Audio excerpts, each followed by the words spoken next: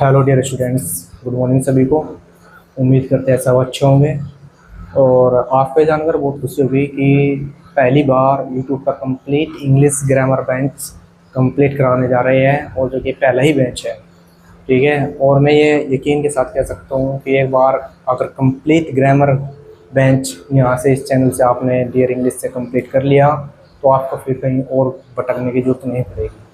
ठीक है, और चलो बाकी बात हम बाद में करेंगे। एक बार सिलेबस से फैमिलियर हो जाए कि इस बेंच में कैसे क्या करेंगे हम, क्या हमारा रोड मैप होगा, क्या प्लानिंग रहेगी, कैसे क्या कितना टाइमिंग रहेगा इस बेंच को कंप्लीट करने के में, और कितने मिनट की वीडियो होगी। ठीक है, तो पहले एक बार चीज़ के बारे में डिस्कस कर लेते हैं। और बेसिक से ही पढ़ेगी बिल्कुल, जैसे कि वही डेमो क्लास है पहली इंग्लिश ग्रामर की।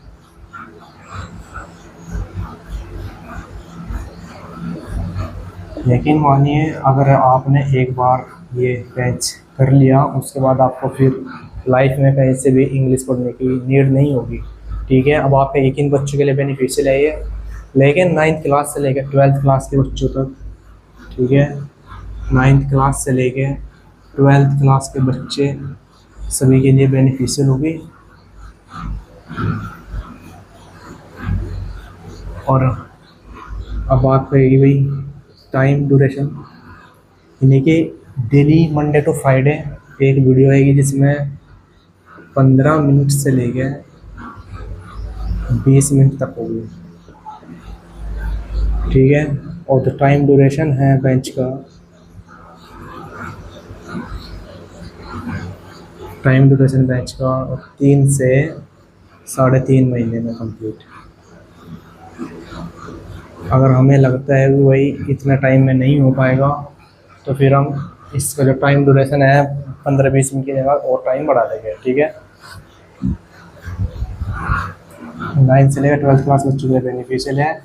टाइम जो है 15 मिनट से 20 मिनट तक रहेगा, और टाइम ड्यूरेशन है जो 3 से 3.5 महीने में इस बेंच को कंप्लीट करने की कोशिश करेंगे। और जो कि पहला ही बेंच है और कंप्लीट ग्रामर बेंच होगा, और बिल्कुल बेसिक से लेके बेसिक टू एडवांस, यानी कि आप ये कह लो कि 9th क्लास से लेकर 12th क्लास के इंग्लिश ग्रामर के सिलेबस में अगर छोटी से छोटी चीज़, बेसिक से बेसिक चीज़ है वो भी कराई जाएगी, और एडवांस लेवल तक जहाँ 12th क्लास में सिलेबस में जहाँ तक आता है वहाँ तक कंप्लीट पढ़ाया जाएगा। ठीक है, तो थोड़ा सा आप देख लें एक बार कैसे क्या होगा, बेसिक टू एडवांस होने वाला है। ठीक है, सबसे पहले हम बात करते हैं पार्ट्स ऑफ स्पीच की। पार्ट्स ऑफ स्पीच क्या होता है? Parts of speech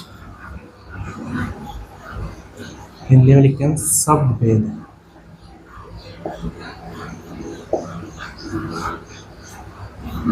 parts of speech शब्दों को उनके प्रयोग के अनुसार 8 भागों में बांटा गया है, जिन्हें पार्ट्स ऑफ स्पीच कहते हैं।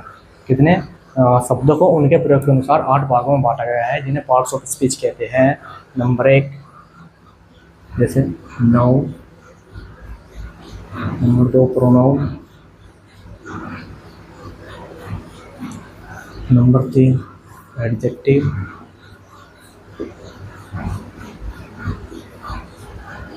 Verb, number 5 adverb, number 6 preposition,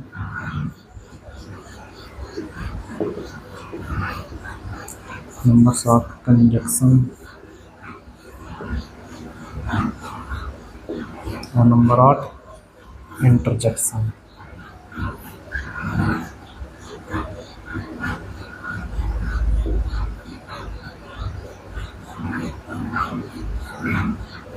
interjection, ठीक है। मैंने कोई सेंटेंस लिखा भाई, he is going to school, तो इस सेंटेंस वाक्य में जो शब्द यूज है, जो पार्ट्स ऑफ स्पीच है अलग अलग है। जैसे ही क्या प्रोनाउन, इज क्या एक ऑक्सिलरी वर्ब हो गया, हेल्पिंग वर्ब हो गई, गोइंग एक मैन वर्ब है, टू एक प्रीपोजिशन है, स्कूल एक नाउन है। तो इसी तरीके से हम जो शब्द प्रयोग हुए हैं उनको हम पार्ट्स ऑफ स्पीच में शब्दों को उनके प्रयोग के अनुसार 8 भागों में बांटा गया है। ठीक है, according their use we distribute parts of speech into 8 parts, यानी कि 8 भागों में बांटते हैं हम शब्दों को उनके प्रयोग के अनुसार, जिन्हें हम पार्ट्स ऑफ स्पीच कहते हैं। इसमें कुछ नाउन है, कोई वर्ब है, कोई प्रीपोजिशन है, कोई हेल्पिंग वर्ब है, कोई एडजेक्टिव होगा, इस तरीके से कोई एडवर्ब होगा, तो उसको कैसे डिफाइन करना वो हम one by one we will discuss about every parts of speech that is written on this board. सबसे पहले हम नाउन के बारे में, फिर प्रोनाउन के बारे में, एडजेक्टिव के बारे में, वर्ब, एडवर्ब, प्रीपोजिशन, कंजक्शन और interjection, one by one we will discuss about every parts of speech, यानी कि एक एक करके हम हर एक पार्ट्स ऑफ स्पीच के बारे में डिस्कस करेंगे। सबसे पहले हम नाउन के बारे में पढ़ेंगे, फिर प्रोनाउन के बारे में, एडजेक्टिव के बारे में, और जब हम वर्ब चैप्टर कर रहे होंगे तो यहाँ तक हमारा लेवल बहुत मतलब कि एक आप एक हमारा बेसिक हो चुका होगा, हम थोड़ी समझने की क्षमता हमारे अंदर जो कैपेबिलिटी है वो आ चुकी होगी। ठीक है, वर्ब चैप्टर कंप्लीट करने के बाद में हम यही इसके बाद पढ़ते हैं टेंस, जिसको बोलते हैं काल। ठीक है, प्रेजेंट वर्तमान काल, पास्ट भूतकाल और फ्यूचर यानी कि भविष्य काल। और इसके आगे क्या चार पार्ट बन जाते हैं जिनको हम ट्रांसलेशन भी बोलते हैं, सेंटेंस बनाने सीखते हैं, जिसमें हम इसमें प्रेजेंट इंडेफिनिट होता है, कॉन्टिन्यूअस होता है, परफेक्ट होता है, परफेक्ट कॉन्टिन्यूअस होता है। ये चार चीज़ सेम रिपीट होती है पास्ट में और सेम ये चीज़ रिपीट होती है फ्यूचर में। ठीक है, तो प्रेजेंट में, पास्ट में, फ्यूचर में। वर्ब कंप्लीट करने के बाद हम टेंस के बारे में पढ़ेंगे, इंडेफिनिट भी, पास्ट कंटिन्यूस प्रेजेंट भी, पास्ट भी और फ्यूचर भी। इसके आगे जगह चार पार्ट है, प्रेजेंट जैसे इंडेफिनिट, कॉन्टिन्यूस, परफेक्ट और परफेक्ट कॉन्टिन्यूस। उसके बाद में फिर टेंस कंप्लीट करने के बाद हम पढ़ते हैं active passive, active and passive, active and passive voice करने के बाद में फिर हम पढ़ते हैं डायरेक्ट, इनडायरेक्ट एंड इनडायरेक्ट। और जो डिग्री भी पढ़ते हैं, जब हम बात करेंगे हम किसी इसी एडजेक्टिव की, एडजेक्टिव में हम पढ़ते हैं भाई डिग्री होती है, एडवर्ब भी पढ़ते हैं। ठीक है, कॉम्प्लेक्स सेंटेंस, कंपाउंड सेंटेंस और सिंपल सेंटेंस, ट्रांसलेशन करना पॉजिटिव सेंटेंस को कंपैरेटिव डिग्री में, कंपैरेटिव सेंटेंस में चेंज करना, इस तरीके से बहुत सारी चीज़ें हैं जो टाइम के टाइम जैसे हमारा बेंच आगे चलता रहा होगा, हम डे बाई डे इन चीज़ों के बारे में सीखते रहेंगे, करते रहेंगे। ठीक है, फॉर द टाइम बिंग बस ये है कि हम सबसे पहले इनके बारे में पढ़ेंगे, नाउन के बारे में, प्रोनाउन के, एडजेक्टिव के, वर्ब के। वर्ब करने के बाद हम टेंस पढ़ते हैं जिसमें काल होता है, प्रेजेंट भी, पास्ट भी, फ्यूचर भी, और उसके फिर चार पार्ट हो जाएगा, indefinite, continuous, perfect, perfect continuous हो जाओगे। सेम चीज़ चार सेंटेंस हम प्रेजेंट में पढ़ेंगे, पास्ट में पढ़ेंगे और फ्यूचर में पढ़ेंगे। इसके बाद हम बात करते हैं एक्टिव पैसिव की, फिर हम एक्टिव पैसिव पढ़ेंगे, उसके बाद डायरेक्ट, इनडायरेक्ट पढ़ेंगे, और जितने भी चीज़ होगी छोटी से छोटी लेके और एडवांस लेवल तक का, जितना भी 9th क्लास से लेके यहाँ पे कह लो 12th क्लास में, 10th क्लास में जो बोर्ड एग्जाम में होगा वहाँ तक हम कंप्लीट कर रहे होंगे। ठीक है, और फिलहाल हम बात करते हैं थोड़ा सा बेसिक के बारे में। यहाँ तक से पढ़ जाए भाई, वन बाय वन सारी चीज़ पढ़नी है। थोड़ा सा हम इससे पहले एक बेसिक के बारे में आज बात कर ले भाई, जब डेमो क्लास है तो आज से स्टार्ट है, मान लो आप बिल्कुल बेसिक से लेकर चलेंगे भाई, बेसिक से ये कह लो कि 0 से बिल्कुल बेसिक से और एडवांस लेवल तक। अच्छा, जैसे कि हमें पता ही है भाई, जो इंग्लिश अल्फ़ाबेट है,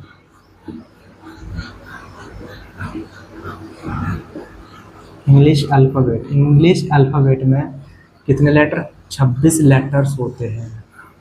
लेटर्स बोले तो अक्षर होते हैं, जिसमें अगर वोवेल्स की बात करें हम, वोवेल्स होते हैं स्वर।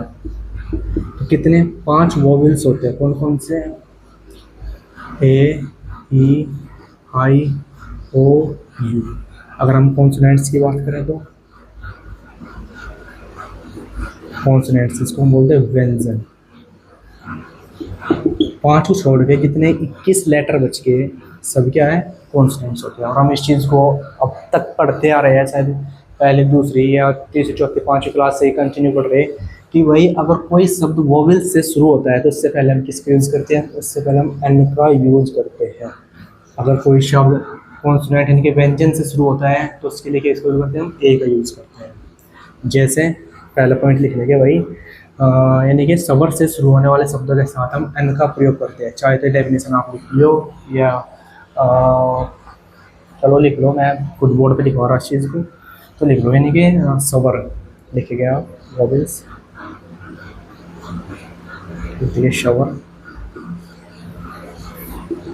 से शुरू होने वाले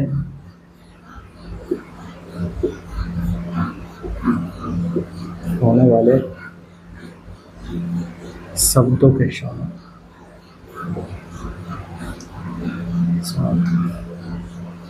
एन का प्रयोग करते हैं, एन का प्रयोग करते हैं।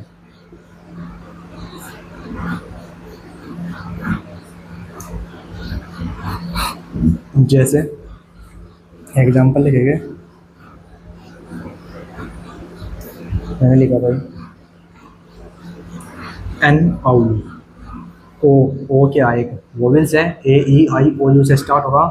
तो वोवेल से शुरू होने वाले शब्द से पहले हम एन का प्रयोग करते हैं, जैसे एन इंक आउट, ठीक है, एन एप्पल। अच्छा, अब नंबर 2 लिखेंगे इसमें ही कि कॉन्सोनेंट, कॉन्सोनेंट यानी कि व्यंजन, कॉन्सोनेंट्स, कॉन्सोनेंट्स यानी कि व्यंजन, व्यंजन से शुरू होने वाले शब्दों के साथ हम ए का प्रयोग करते हैं, लिखेंगे व्यंजन, कॉन्सोनेंट यानी कि व्यंजन से शुरू होने वाले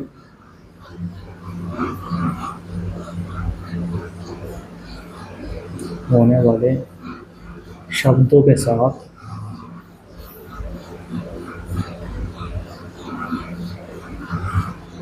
ए का प्रयोग करते हैं।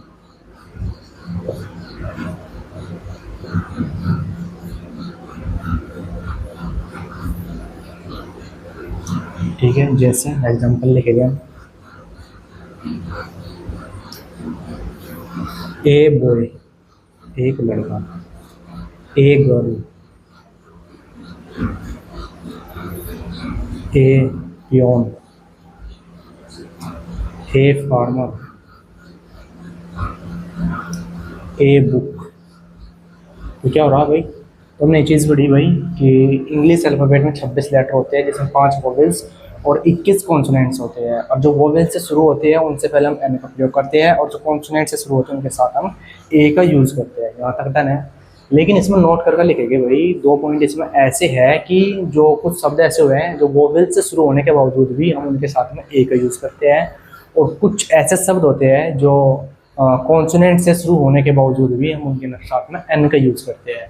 तो ये एक अपवाद कह लो, कुछ ही कह लो, नोट करके लिखेंगे हम। यहाँ तक शायद आपने लिख लिया होगा, डन है। आप चाहे तो स्क्रीनशॉट ले लो, ठीक है। चलो घर पे बात करते हैं भाई, ऐसा लफ करता है। आपकी क्लास स्टार्ट हो चुकी है आज से ही। अच्छा, अब बात करते हैं भाई, लिखेंगे यहाँ, नोट करके लिखेंगे। नोट नंबर 1, कुछ शब्द ऐसे होते हैं,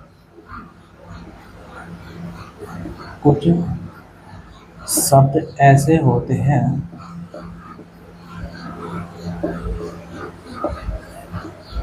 जो कॉन्सोनेंट से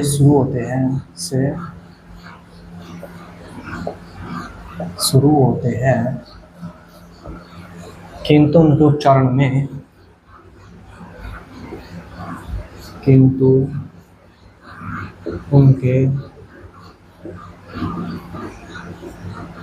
उनके उच्चारण में वॉवेल्स यानी कि शवर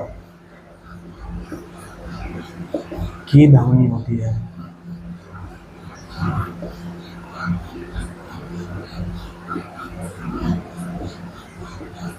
अतः इनके साथ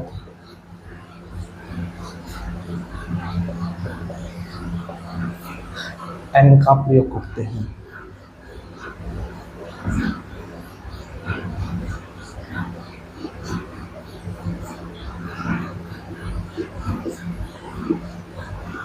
जैसे मैंने लिखा an, honest, HONEST, an honest, honest वो ईमानदार लड़का। एन आवर, HOUR घंटे को लिया हमने। एन MLA, MLA, NMA, देखो भाई MMHH, तो क्या है, कॉन्सोनेंट्स है। कुछ ऐसे शब्द होते हैं जो कॉन्सोनेंट से शुरू होते हैं, लेकिन कॉन्सोनेंट से शुरू होने के बावजूद भी हम उनके साथ में एन का यूज़ करते हैं, क्योंकि उनमें वॉवेल्स की ध्वनि होती है। नंबर 2 करके लिखेंगे ऐसे ही, नोट में नंबर 1, नोट में लिखेंगे नंबर 2। कुछ शब्द ऐसे होते हैं, कुछ शब्द ऐसे होते हैं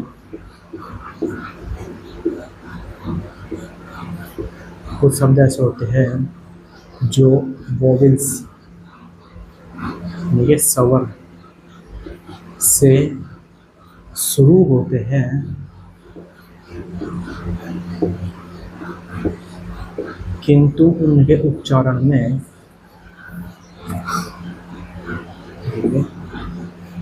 किंतु उनके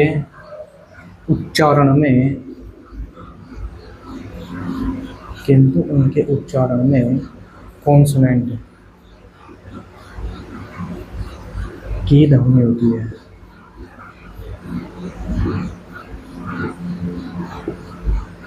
कॉन्सोनेंट्स की ध्वनि होती है, अतः इनके साथ में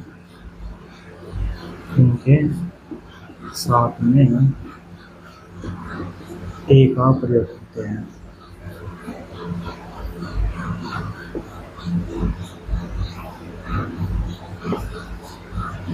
अच्छा, क्या चीज़ बताई भाई? मैंने कहा कि भाई कुछ शब्द ऐसे हुए हैं जो कॉन्सोनेंट से शुरू हुए हैं लेकिन उनके जो उच्चारण में ध्वनि होती है वोवेल्स की होती है। ठीक है, कॉन्सोनेंट से शुरू हो लेकिन ध्वनि वोवेल्स की है, तो इसलिए हम उनमें एन का यूज़ करते हैं। और कुछ शब्द ऐसे होते हैं जो वोवेल से शुरू होते हैं लेकिन उनके उच्चारण में ध्वनि कॉन्सोनेंट की होती है, इसलिए उनके साथ हम ए का यूज़ करते हैं। जैसे एग्जाम्पल लिखेंगे, ए यूनिवर्सिटी,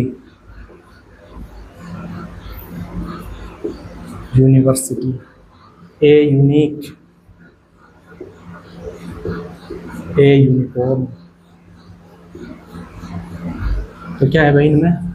तो यूनिवर्सिटी, यू कॉन्सोनेंट वोवेल से स्टार्ट है लेकिन इनके उच्चारण में कॉन्सोनेंट्स की ध्वनि है, इसलिए इनके साथ हम ए का यूज़ करते हैं। ऐसा क्यों है?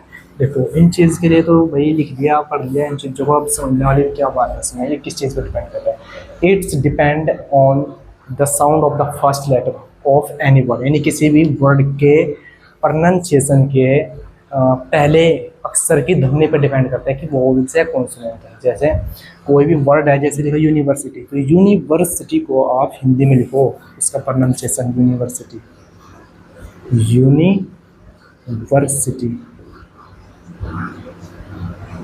चलो आप देख लो भाई थोड़ा हिंदी में प्रोनाउंसिएशन है यूनिवर्सिटी। ठीक है, अच्छा पहला अक्षर क्या है इसका? ये।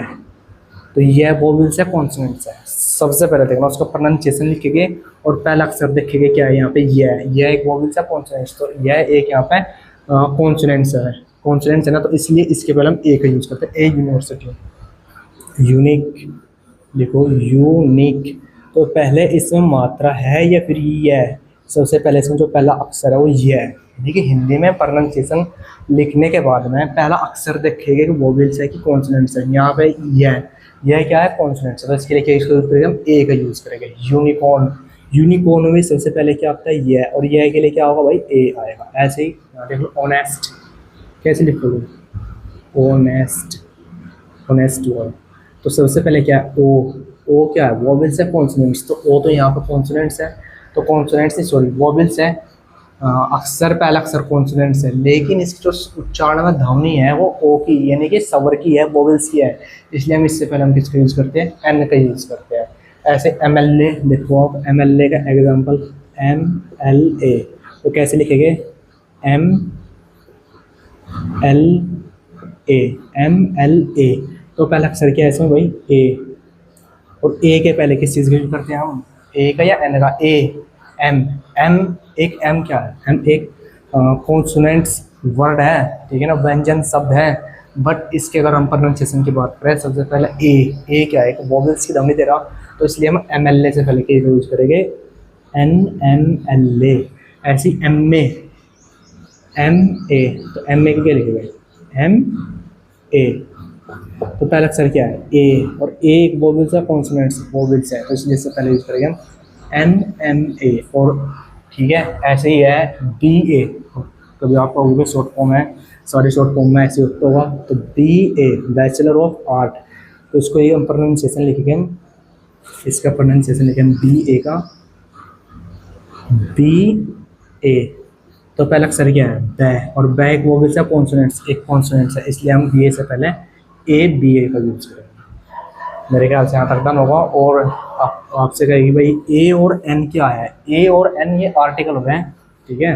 अब तीन चीज़ हो गए, ए एन और द, तीनों क्या आर्टिकल होते हैं, ठीक है। द एक डेफिनेट आर्टिकल है, ए और एन इनडेफिनेट आर्टिकल होते हैं, तीनों ही आर्टिकल है। और हम इस चीज़ के बारे में एक अलग से टॉपिक डिस्कस करेंगे जब वर्ब चैप्टर कंप्लीट कर रहे होगे, या वर्ब के पहले भी जब भी टाइम मिलेगा तो हम इस चीज़ को अलग से पढ़ेंगे कि ए का यूज़ कहाँ पे होता है, एन का यूज़ कहाँ पे है और द का यूज़ कहाँ। फॉर द टाइम बिंग बस हमें ये याद रखना कि भाई जो ए और एन आर्टिकल है ये डिपेंड करते हैं the pronunciation of the first letter, ठीक है। यानी कि सॉरी, यानी किसी भी शब्द के प्रोनाउंसिएशन के पहले अक्षर पर डिपेंड करता है, ठीक है, कि वो स्वर है या कॉन्सोनेंट्स है, ठीक है। उसके अकॉर्डिंग हम ए या एन का यूज़ करते हैं। और द क्या एक डेफिनेट आर्टिकल है, और इस चीज़ को हम अलग से डिस्कस करेंगे, ठीक है, अलग से पढ़ेंगे ए और एन।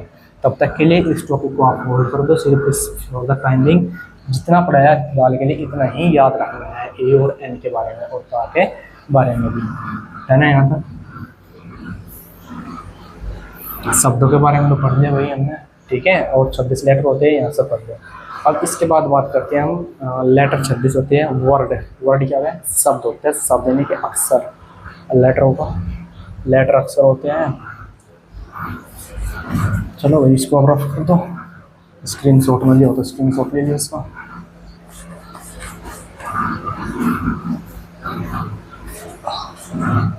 हम बात करते हैं वर्ड्स की।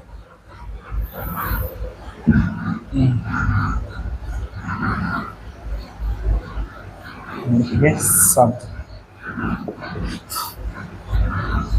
अच्छा जैसे कि हमने पढ़ लिया भाई इंग्लिश अल्फ़ाबेट में 26 अक्षर होते हैं, ठीक है, 26 लेटर्स होते हैं। अब शब्द की बात करते हैं, यानी कि शब्दों, दो या दो से अधिक शब्दों के मेल से, सॉरी दो या दो से अधिक अक्षरों के मेल से, ठीक है, यानी कि लेटर्स के मेल से शब्द बनते हैं। और इसका अपना एक अर्थ भी होता है, ठीक है, प्रत्येक शब्द का अपना अर्थ होता है, क्योंकि जब कोई अर्थ होगा तभी तो शब्द कहलाएगा वो। ऐसे तो कोई भी रैंडमली अगर हम ऐसे ही रैंडमली हम कोई भी अगर दो यानी कि अक्षर जोड़ देंगे उनका कुछ अर्थ निकलने का नहीं, तो वो शब्द नहीं कहलाएगा।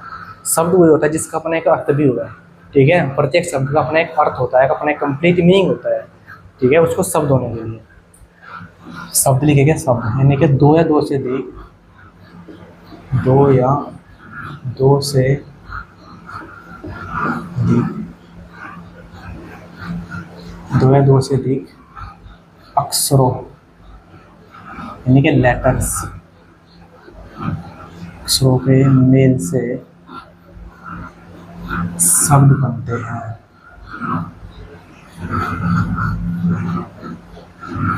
ठीक है। तो 26 लेटर हो तो यानी कि दो या दो से अधिक अक्षरों के मेल से शब्द बनते हैं। प्रत्येक शब्द का अपना अर्थ होता है, देखिएगा यहाँ पे।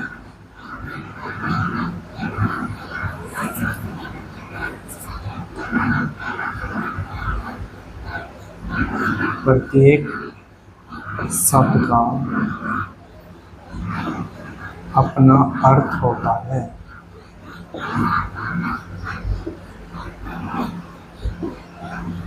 ठीक है, प्रत्येक शब्द का अपना अर्थ होता है। शब्द जैसे मैंने लिखा भाई IN, इन मैंने में, GO, गो मैंने जान। तो दो अक्षर हैं, इनका कुछ अर्थ निकल रहा तो शब्द वही कहलाएगा। ऐसे रैंडम में मैंने जोड़ दे BC, इसका कुछ मतलब निकला नहीं, तो ये एक शब्द नहीं है, ये कोई वर्ड नहीं है। वर्ड वो है जिसका अपना कुछ अर्थ होता है।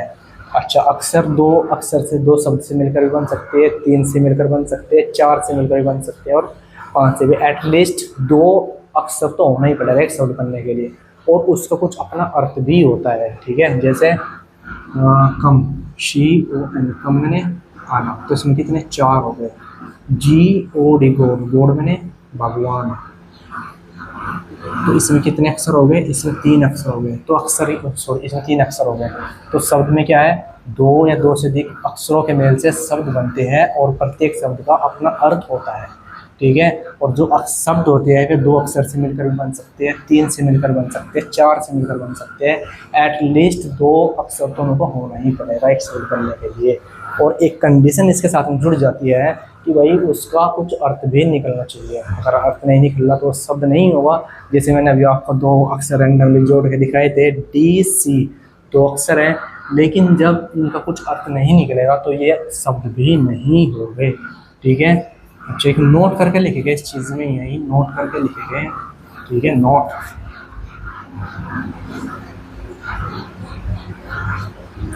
नोट करके लिखेंगे कि ए और आई, ए मैंने एक और आई मैंने में, ए और आई, ए और आई दो ऐसे अक्षर हैं, दो ऐसे अक्षर हैं जो शब्द भी है। अब शब्द क्यों है भाई ये? क्योंकि मैंने अभी तो कहा कि शब्द वो है जिसका कुछ अपना अर्थ हो। और आई मैंने में और ए मैंने एक है, यानी कि दो ये ऐसे अक्षर हैं, क्योंकि सिंगल लेटर है। ठीक है, अक्षर है और ये शब्द भी है। शब्द क्यों है? क्योंकि इनका कुछ अपना अर्थ निकालना हो। ठीक है, तो मैंने ये कहा कि दो ऐसे अक्षर है जो शब्द भी है। और शब्द वही हो जिसका अपना अर्थ निकलता हो, कुछ अर्थ हो, कुछ मीनिंग हो उसका। तो मैंने अपवाद में करके नोट करके लिख रही कि ए और आई दो ऐसे अक्षर है जो शब्द भी है। ठीक है, जो शब्द भी है। कुछ एग्जाम्पल लिख लेंगे। एग्जाम्पल तो आपने लिख ही दिया, शब्द होगा। अब शब्द के बारे में हम बात करते हैं सेंटेंस। ठीक है, कि भाई 26 अक्षर हो, 26 अक्षर थे, अक्षर के मेल से शब्द बन गए थे। अब जब हम शब्द को मिलाएंगे तो क्या बनेगा? सेंटेंस लिखेगा। डेफिनेशन सेंटेंस वाक्य, सेंटेंस वाक्य। अब जैसे दो या दो से अधिक अक्षर मिलाए थे, अब क्या करेंगे? शब्दों को मिलाएंगे। लिखेंगे दो या दो से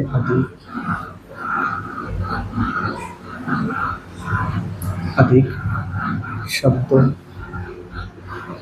के मेल से वाक्य लिखेंगे। सेंटेंस वाक्य बनते हैं।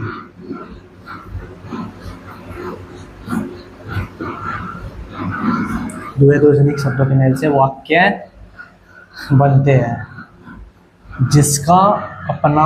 जिसका स्पष्ट अर्थ निकले। ठीक है ना, वाक्य जो है जिससे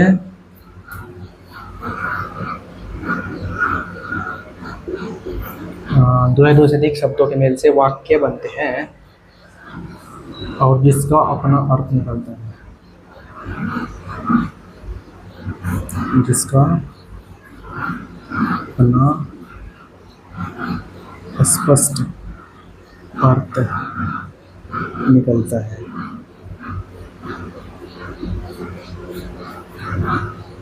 वाक्य कहलाते हैं।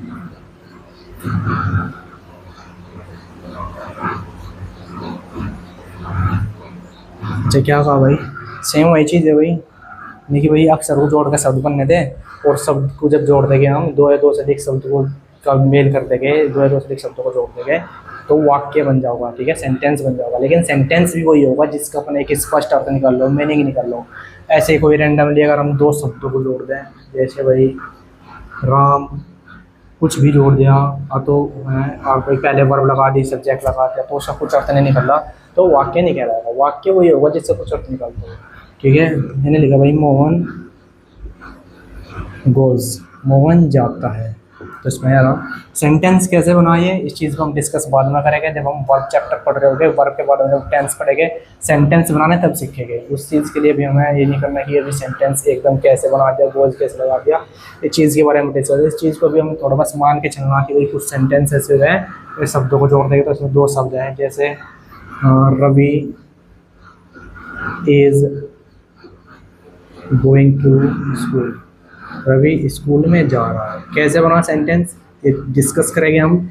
जब वर्ब चैप्टर पढ़ने के बाद में noun pronoun adjective verb chapter करने के बाद में कि कैसे बनाओ वो चीज़ बताई जाएगी, वहाँ पे वर्ब चैप्टर के पढ़ने के बाद में हम टेंस पढ़ाए गए। फिलहाल के लिए भी यही मान के चलना कि भाई जब हम इसमें 1 2 3 4 5 शब्द जोड़ दिए तो शब्दों को जोड़ने से ही वाक्य बनता है जिसमें कुछ अर्थ निकलता है। तो Ravi going to school, Ravi school जा रहा है, इसका कुछ अर्थ निकल रहा।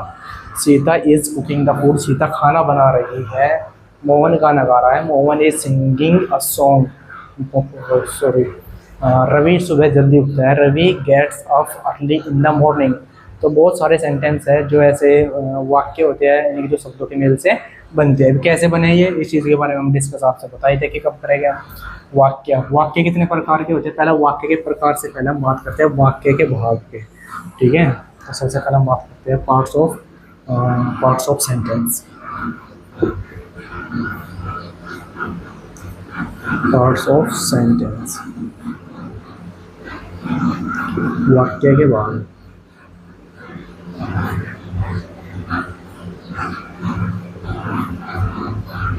ठीक है, वाक्य के भाग। अब वाक्य के भाग, वाक्य के प्रकार, इसके बारे में हम कल डिस्कस करेंगे। आज की क्लास हम वही ऑफ करते हैं। उम्मीद करते हैं आपको क्लास अच्छी लगी होगी। अगर आपको क्लास अच्छी लगी तो please like share and subscribe our channel dear English.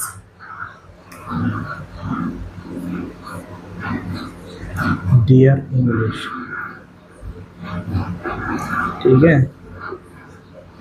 अगर आपको वीडियो अच्छी लगे और अब डेली यहीं पे पढ़ाया जाएगा भाई, डेली एक क्लास होगी जिसका टाइम ड्यूरेशन होगी 15 से 20 मिनट। रेगुलर मंडे टू फ्राइडे मिलेगी आपको, ठीक है। जिसमें केवल पढ़ाई के अलावा और कुछ इधर उधर की बातें नहीं होगी, केवल पढ़ाया जाएगा इसमें, ठीक है। पॉइंट टू पॉइंट रखे जाएगा। Thank you very much, thanks for watching and like subscribe our channel dear English.